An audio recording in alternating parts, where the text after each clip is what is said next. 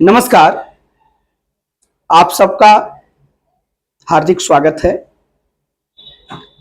मैं doctor A K. ओझा YouTube channel के माध्यम से आप सभी से ज्ञान विज्ञान, इतिहास, धर्म, संस्कृति, शुचिता और मर्यादा की बात करता रहता हूं और ये सभी के लिए एक अनुकरणीय चैनल है।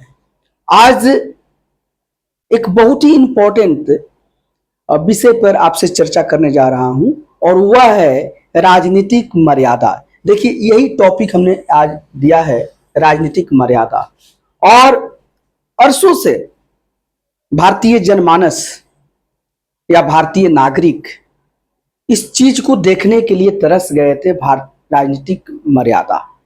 हम देखते हैं कि जनरली या सामान्यतया जो हमारे यहाँ चुनाव हो रहे हैं, क्योंकि भारत एक लोकतांत्रिक देश है और लोकतंत्र में चुनाव की अहम भूमिका है और चुनाव के माध्यम से ही हम सत्ता पक्ष को बैठाते हैं या सरकार को बनाते हैं और या सरकार को गिराते हैं।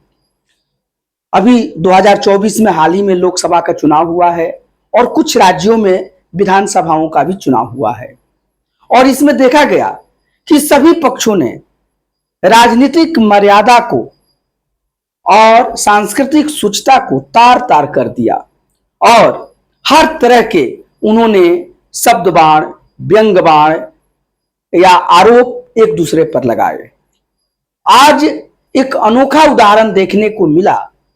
आज दो जगह विधानसभा, नई विधानसभा का जो गठन हुआ और उसके मुख्यमंत्रियों ने शपथ लिया।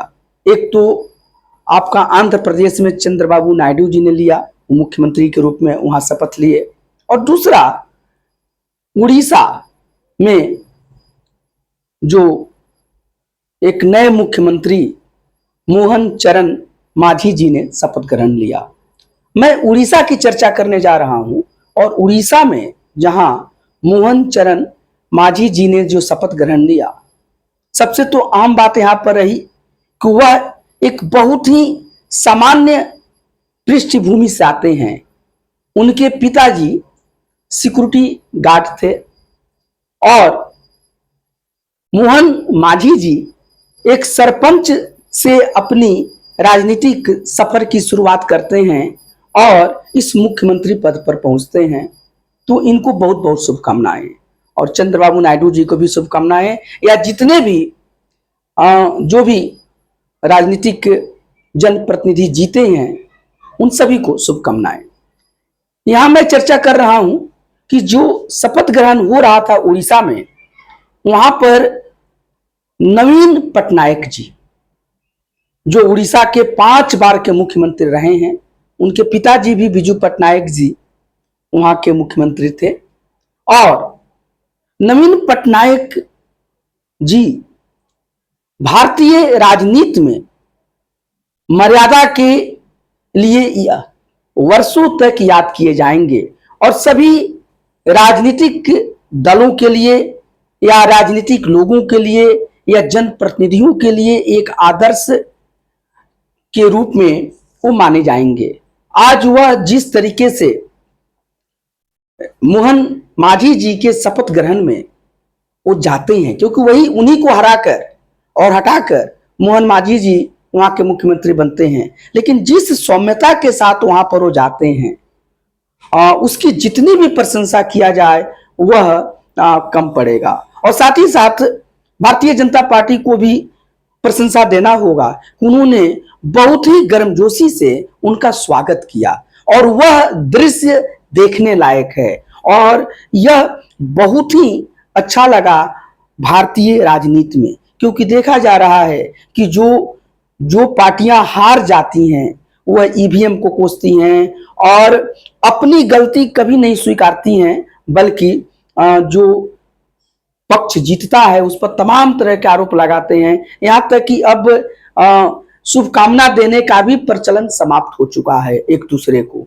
लेकिन इस चीज को नकारते हुए और नवीन पटनायक जी बहुत ही सौम्यता के साथ, बहुत ही मर्यादित तरीका से और बहुत ही शुचिता के साथ हर्षित मन से मंच पर जाते हैं, शुभकामना देते हैं, वहां पर उपस्थित होते हैं। और दूसरा जो पक्ष है, जो बीजेपी है और मोहन मांझी जी हैं और बीजेपी जो इनको हटाकर इनके सरकार को रिप्लेस करके और वो सत्ता में आती है, और वो भी उनका बहुत ही गर्मजोशी से स्वागत करती है, उनको आमंत्रित भी की है।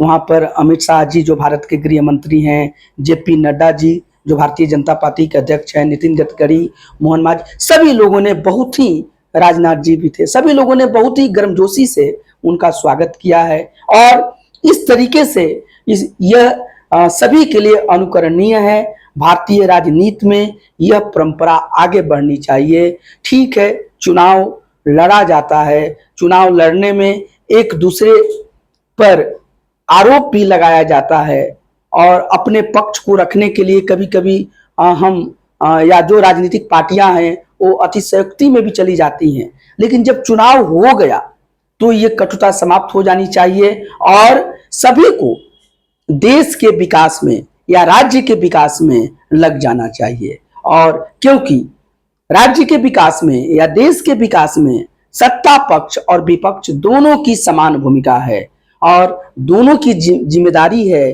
कि सरकार को बहुत अच्छे तरीके से चलाए। तो आज बीजेपी को उड़ीसा में जो उन्होंने गर्मजोशी के साथ और बहुत ही सरल हृदय से जो स्वागत किया नवीन पटनायक जी का, और नवीन पटनायक जी का जो उन्होंने अपने महानता को दिखाते हुए और मर्यादित तरीका से सौम्यता के साथ, शुचिता के साथ वहां पर उपस्थित हुए, ये दोनों स्वागत योग्य हैं। और ऐसी परंपरा को हम आगे भी अन्य राजनीतिक पार्टियों और अन्य राजनीतिक लोगों से आशा रखेंगे।